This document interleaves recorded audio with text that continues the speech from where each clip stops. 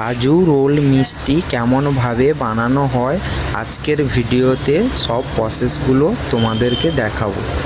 Hello বন্ধুরা, আশা করি তোমরা সবাই ভালো আছেন। আমি আজকে তোমাদের কাছে এক নতুন মিষ্টির রেসিপি নিয়ে হাজির হলাম। আজকে কাজু রোল মিষ্টি কেমনভাবে বানানো হয়। বন্ধুরা, প্রথমে আমি ওই ছানার মিষ্টিগুলো মাঝখানে ভালো করে কেটে ওগুলো চাপ দিয়ে রস বের করে নিতে হবে, কেননা ওই মিষ্টিগুলোর মধ্যে যদি রস থাকে তাহলে কাজু রোলটি ভালো হবে না, কেন মিষ্টি বেশি হয়ে থাকবে, তাই মোড়ার ক্ষেত্রে भी অনেক সমস্যা হতে পারে। তার জন্য আমি মাঝখানে ভালো করে কেটে ওগুলো চাপ দিয়ে রস বের করে নেব ভালো করে, দিয়ে একে একে সব মিষ্টিগুলো আমি কেটে নেব। বন্ধুরা, বলতে বলতে আমার সব মিষ্টিগুলো কাটা হয়ে গেছে, ভালো করে টেপে রস বের করে নেওয়া হয়েছে। দেখুন বন্ধুরা, একটু भी রস নেই, এমনভাবে চাপ দিয়ে আমি সব মিষ্টিগুলো থেকে রস বের করে নিয়েছি। এরপর বন্ধুরা, কড়াইতে ফুটছে দুধ দেব ওই মিষ্টিগুলোতে। দুধের পরিমাণটা দেব মিষ্টিগুলো যতক্ষণ না মিষ্টিগুলো দুধের মধ্যে ডুবে থাকে ততটা পরিমাণ আমি দুধ দিয়ে দিলাম। এরপর ওই দুধগুলোর মধ্যে ডুবে আছে কিনা মিষ্টিগুলো সেগুলো দেখে নিলাম। তারপরে ওই মিষ্টিগুলো ঠান্ডা হোক। বন্ধুরা, ওই মিষ্টি ঠান্ডা হতে হতে আমাকে যা করতে হবে, খালি কড়াতে দুধ দিয়ে দিলাম, তারপর গ্যাসটি ধরিয়ে পরিমাণ মতো চিনি দিয়ে দিলাম, তারপর ওটি খুন্তি দিয়ে নাড়াচড়া করতে থাকলাম। আমি নাড়তে থাকবো, নাড়া বন্ধ করা যাবে না, কেননা নাড়া বন্ধ করলে কড়াতে লেগে যেতে পারে, তার জন্য আমি নাড়তে থাকবো। আমি দেখে নিলাম দুধটি গাঢ় হয়ে গেছে, তারই মধ্যে ছানা দিয়ে আবার নাড়তে থাকবো। এখন আরও স্পিডে নাড়তে হবে, কেননা ওই কড়াতে লেগে যেতে পারে।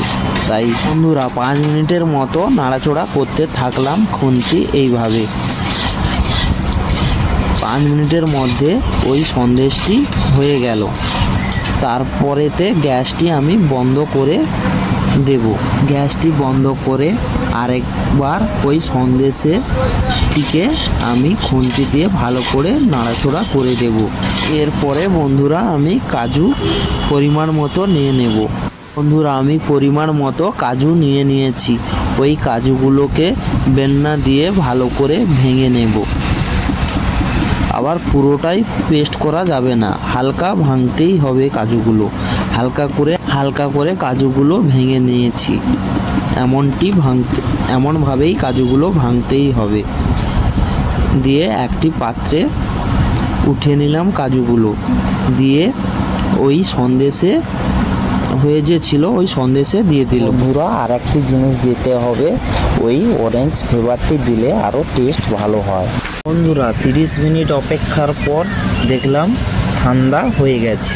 বন্ধুরা, দুধেতে ডিবানো ছিল যে ওই ছানার মিষ্টি পাতিগুলো, সেগুলো ঠান্ডা হয়ে গেছে। সেগুলো চেপে দুধ বের করে আমি এক একটা করে সবগুলো ভালো করে চিবড়িয়ে দুধ বের করে নেব। দিয়ে আমি ওই পাটাতে সাজিয়ে রেখে দেবো, মানে আমি যেটাতে কাজ করি ওইখানে সবগুলো রেখে দিলাম। দুধ টেপে টেপে বের করে রেখে দেব। ওই যে কাজু সন্দেশের ওই এটি করা ছিল, ওটা भी ঠান্ডা হয়ে গেছে। ওই কাজু সন্দেশগুলিকে আমি একটি পাত্রেতে কড়াই থেকে উঠিয়ে নেব। উঠিয়ে একটি পাত্রতে নিয়ে আমি কাজু রোলগুলো বানাবো। বন্ধুরা, ওই দুধে ডুবানো পাতিগুলো যে আমি দুধ থেকে উঠিয়ে রেখেছিলাম, ওগুলোতে ওই কাজু সন্দেশগুলো পরিমাণ মতো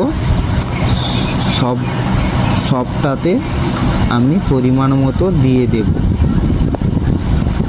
এবং ওই সন্দেশগুলো মাঝখানেই রাখতে হবে। তারপরে ওই রোলগুলো, মানে ওই পাতিগুলো আস্তে আস্তে মুড়ে ফেলবো।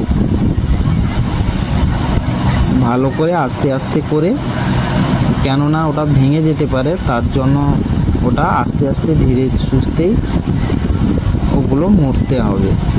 বন্ধুরা আমার একে একে সবগুলো মোড়া হয়ে গেছে, দেখুন কেমন মোড়া হয়েছে।